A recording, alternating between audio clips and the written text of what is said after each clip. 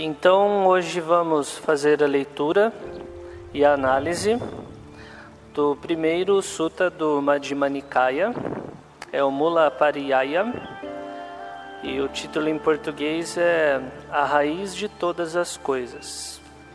Assim ouvi. Em certa ocasião, o abençoado estava em Ukata, no bosque de Subhaga, à sombra de uma árvore salarial. Lá ele se dirigiu aos monges dessa forma: Bhikkhus, venerável senhor, eles responderam. O abençoado disse o seguinte: Bhikkhus, eu vou ensinar para vocês um discurso sobre a raiz de todas as coisas. Ouçam e prestem muita atenção àquilo que eu vou dizer. Sim, venerável senhor, os bhikkhus responderam. O abençoado disse o seguinte: a pessoa comum. Aqui, bhikkhus, uma pessoa comum, sem instrução, que não respeita os nobres, que não é proficiente nem treinada no dhamma deles, que não respeita os homens verdadeiros, que não é proficiente nem treinada no dhamma deles, percebe a terra como terra. Tendo percebido a terra como terra, ele concebe a si mesmo como terra. Ele concebe a si mesmo na terra. Ele concebe a si mesmo separado da terra. Ele concebe a terra como minha. Ele se delicia com a terra. Por que isso?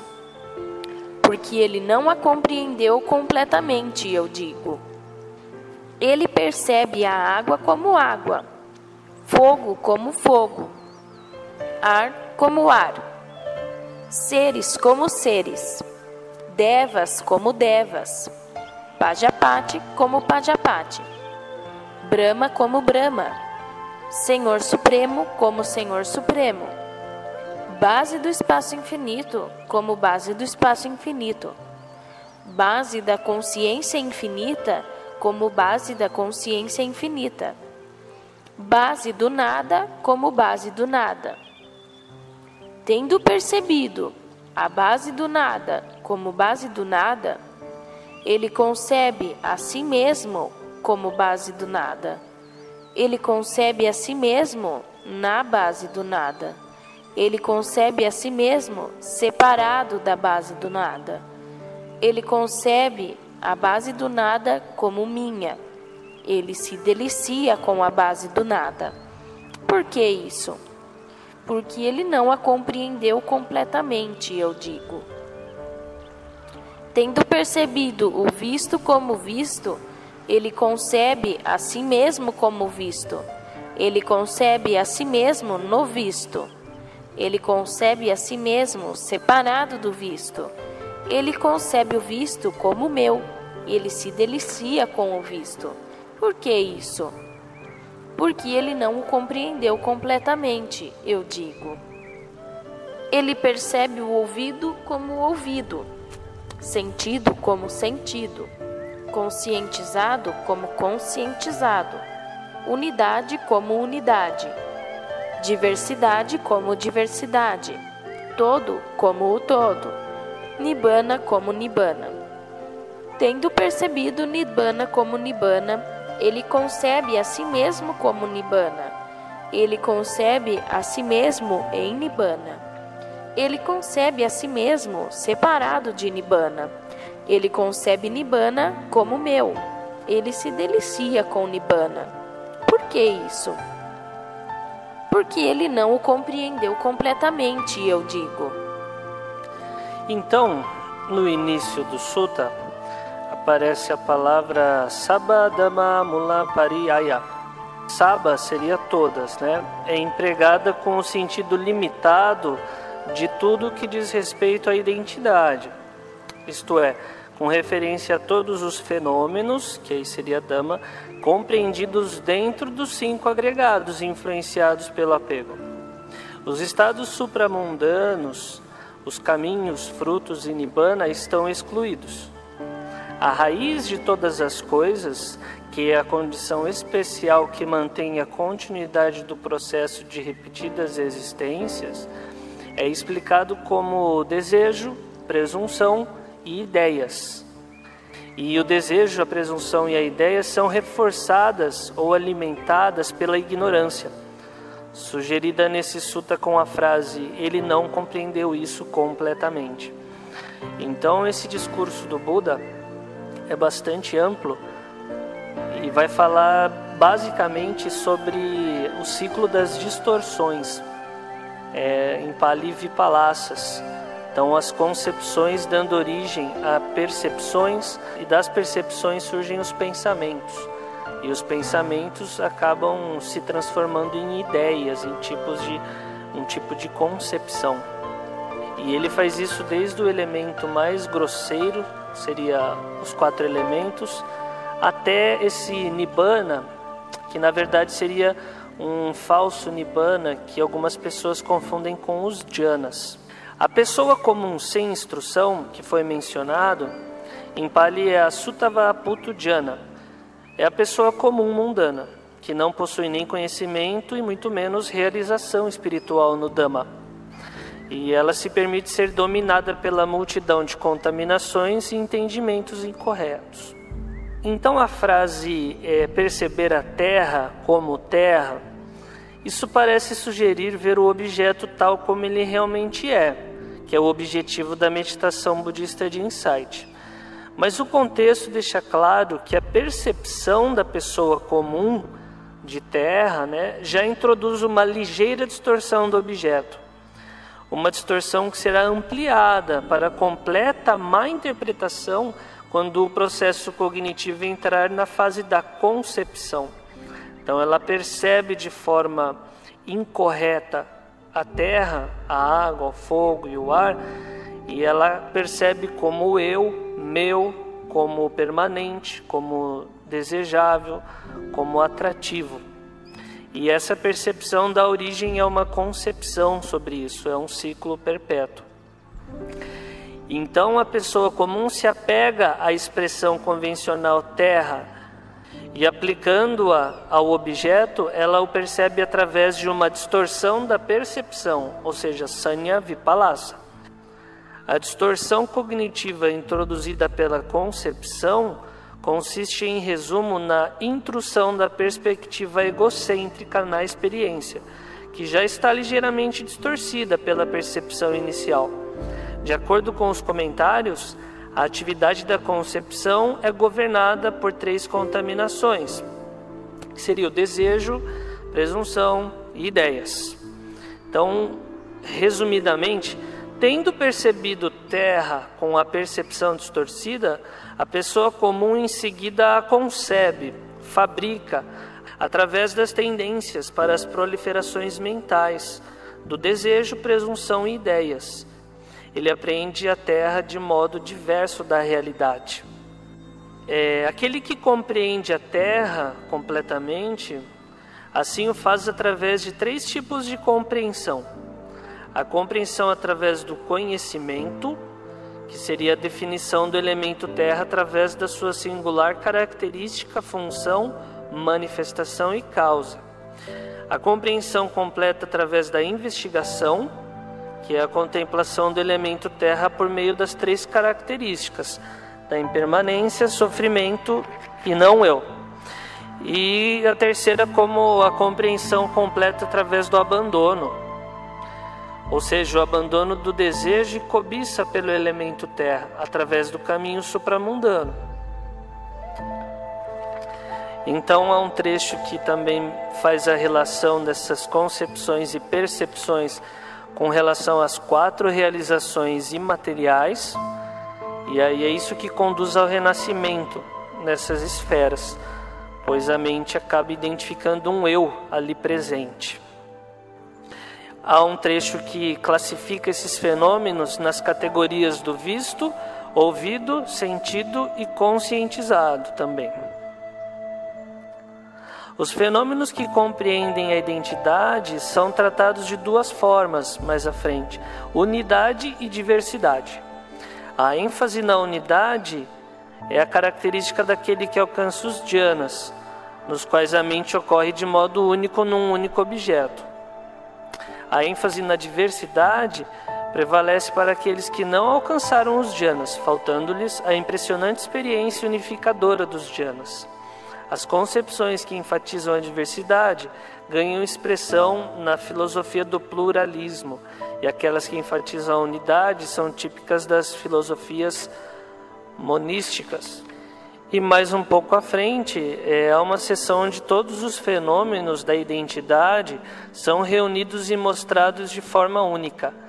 Essa ideia de totalidade pode constituir a base para as filosofias do tipo panteísta, dependendo da relação entre o eu e o todo. E para finalizar, o Buda menciona a Nibbana, que neste caso são os 5 tipos de Nibbana aqui e agora, ou seja, identificado com ou os prazeres sensuais ou dos 4 dhyanas. Desfrutando desse estado ou ansiando por ele, a mente concebe com base no desejo. Orgulhando-se por tê-lo alcançado, ela o concebe na base da presunção.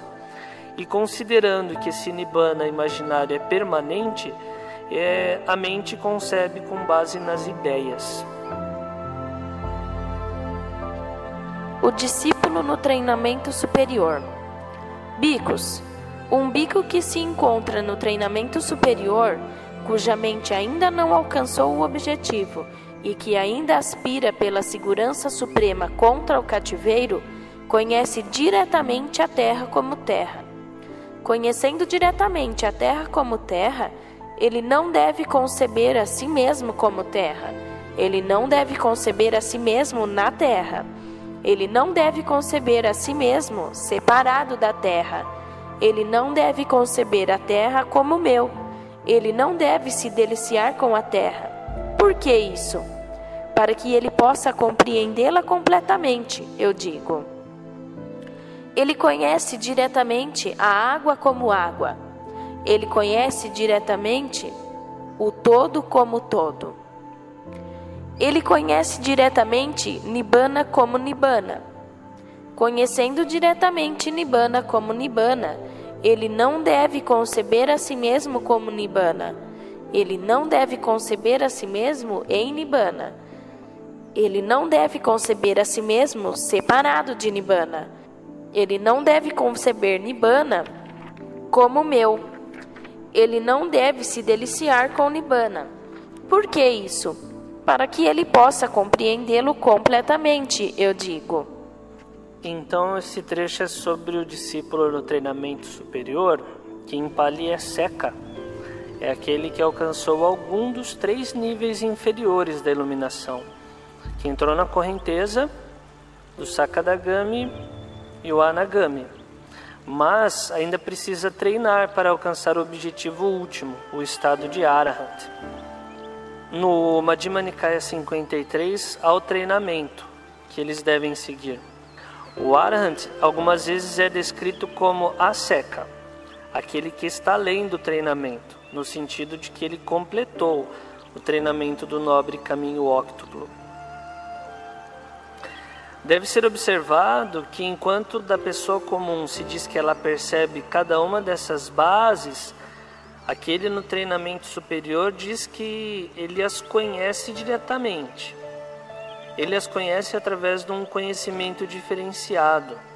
As conhece de acordo com a sua própria natureza de impermanentes e insatisfatórias e não eu. Então, o Seka é instado pelo Buda a se abster da concepção e do deleite, porque as inclinações por esses processos ainda permanecem dentro dele.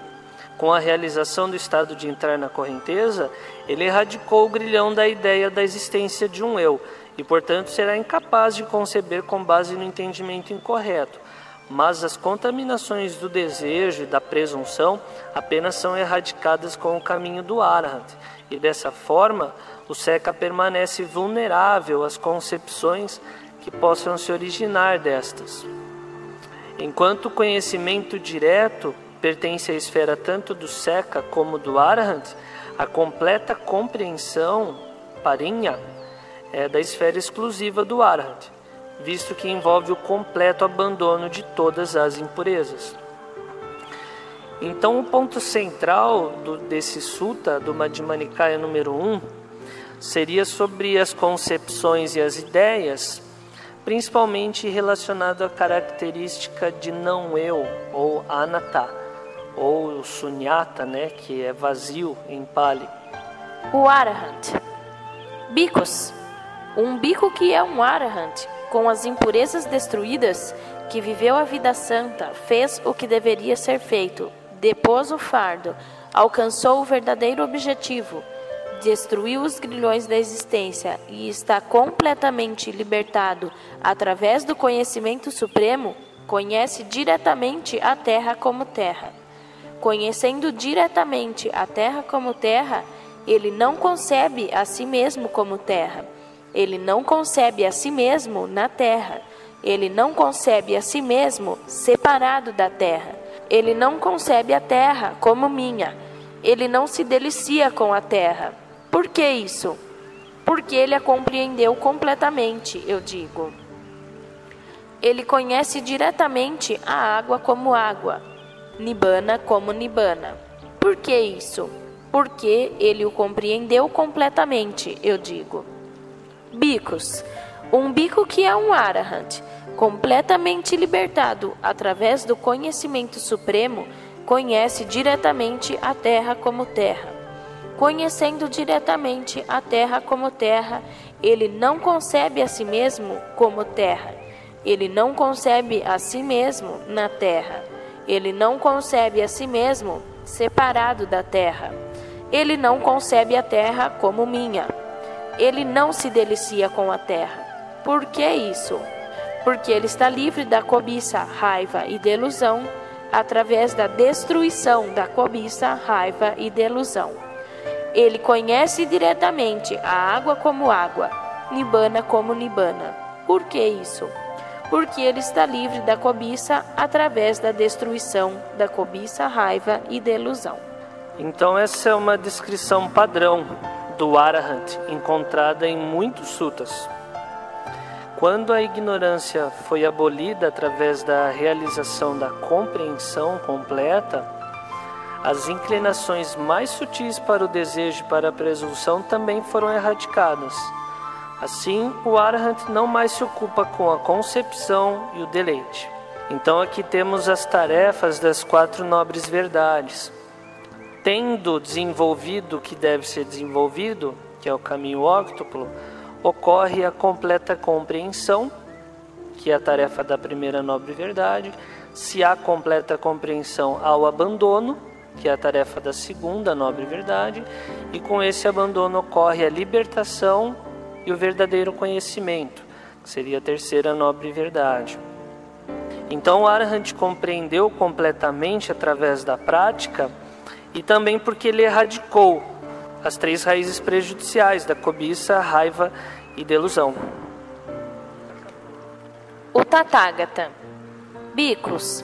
O Tathagata, um Arahant perfeitamente iluminado, conhece diretamente a terra como terra. Conhecendo diretamente a terra como terra, ele não concebe a si mesmo como terra. Ele não concebe a si mesmo na terra. Ele não concebe a si mesmo separado da terra. Ele não concebe a terra como minha. Ele não se delicia com a terra. Por que isso?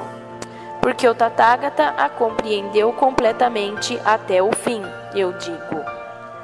Ele conhece diretamente a água como água, Nibbana como Nibbana. Por que isso? Porque o Tathagata o compreendeu completamente até o fim, eu digo. Bhikkhus. O Tathagata, um Arahant perfeitamente iluminado, conhece diretamente a terra como terra. Conhecendo diretamente a terra como terra, ele não concebe a si mesmo como terra. Ele não concebe a si mesmo na terra. Ele não concebe a si mesmo separado da terra. Ele não concebe a terra como minha. Ele não se delicia com a terra. Por que isso? Porque o Tathagata compreendeu que o deleite é a raiz do sofrimento e que com o ser existir como condição, ao nascimento, e que para qualquer um que veio a ser, há o envelhecimento e morte.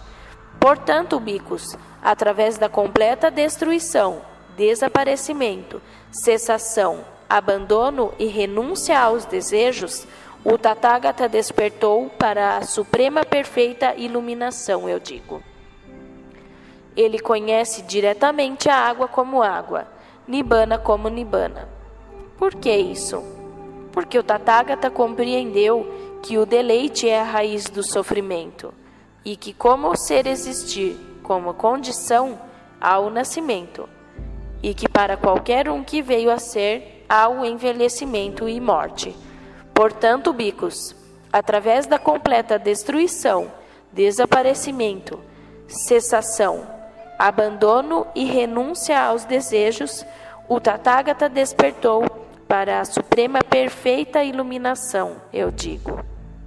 Então, aqui temos o Buda mostrando a característica de não-eu, de anatta, através da condicionalidade.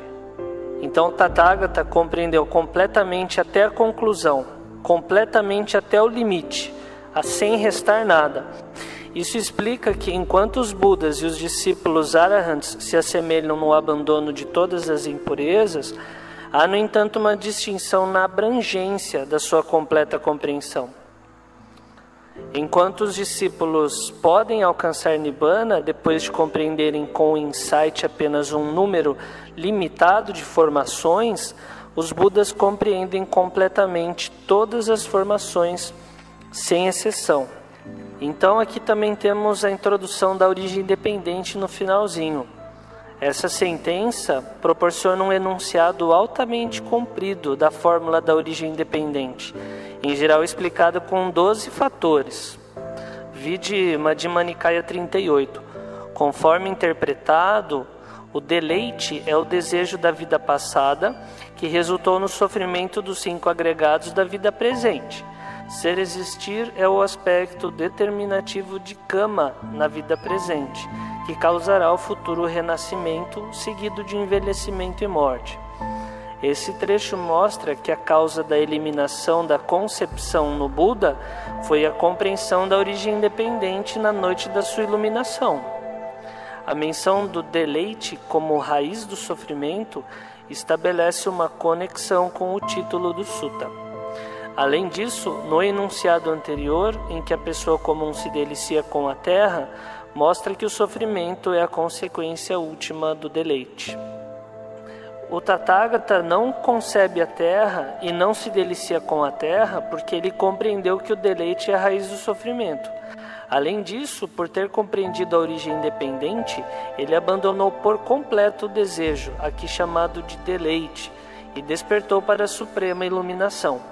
Como resultado, ele não concebe ou se delicia com nada. Então esse sutta, ele é maravilhoso porque ele é bastante amplo. Nele constam ensinamentos sobre as vipalasas, sobre as 3 características, sobre a origem independente, as 4 nobres verdades, as 6 bases, os elementos, os 5 agregados. Então é um sutta muito belo e muito completo. Então o Buda discursou esse sutta para dissipar a presunção que havia surgido em 500 bhikkhus por conta da erudição e maestria intelectual. Esses monges haviam sido brahmanes, educados na literatura védica, e as expressões empregadas pelo Buda podem muito bem ter sido usadas com a intenção de questionar as ideias brahmanistas, às quais eles ainda estavam apegados. Isso foi o que disse o abençoado. Mas aqueles bhikkhus não ficaram contentes com as palavras do abençoado. Então acho que esse é um dos únicos suttas que finaliza com os monges não terem gostado. E isso ocorreu justamente porque acabou ferindo o orgulho de todas as concepções e ideias que esses monges tinham. Mas em um outro discurso, mais à frente, o Buda dá um outro discurso para esses mesmos 500 bhikkhus e todos eles atingem o estado de Arahant. Obrigado a todos.